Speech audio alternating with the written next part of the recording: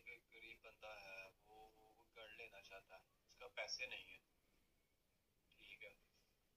और बैंक जो है ना, बैंक कहता है चलो यार मैं ना आपको पैसे दे देता हूँ, 20 लाख रुपए का आपका घर है, मैं अभी आपको पैसे, आपके पास अभी नहीं है, मैं आपको पैसे, आपको घर ले देता हूँ, और आपने ना मुझे 20 का ना 25 25 लाख रुपए देना है।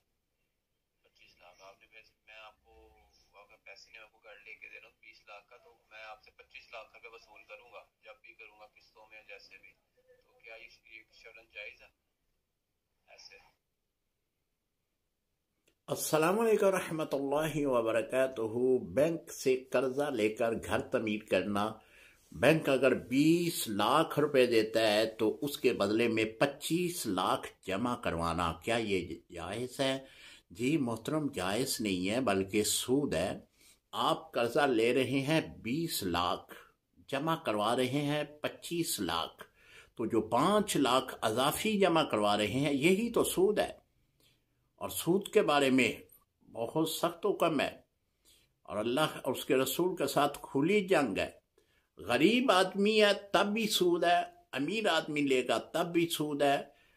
आपने सवाल में फरमाया कि वो गरीब आदमी ऐसा करे तो क्या है। जी, गरीब आदमी भी अगर इस तरह लेगा, किसी बैंक से भी को कर्जा लेगा और कर्जे के साथ अजाफी रकम देगा, खा वो 10 रुपये ही क्यों ना हो, वो सूद है। आप तो फरमा रहे हैं कि वो 5 लाख या 5 लाख से कम कर ले, 2 लाख 3 लाख भी अजाफी देगा तो यही सूद है। लिहाजा मोहतरम, जिंदगी बहुत महदूद है, पता नहीं जिंदगी कब इख्तिताम पजीर हो जानी है। सूद से बचो। सूद अल्लाह के साथ खुली जंग है, और सूद के बारे में बहुत सख्त वाइद है।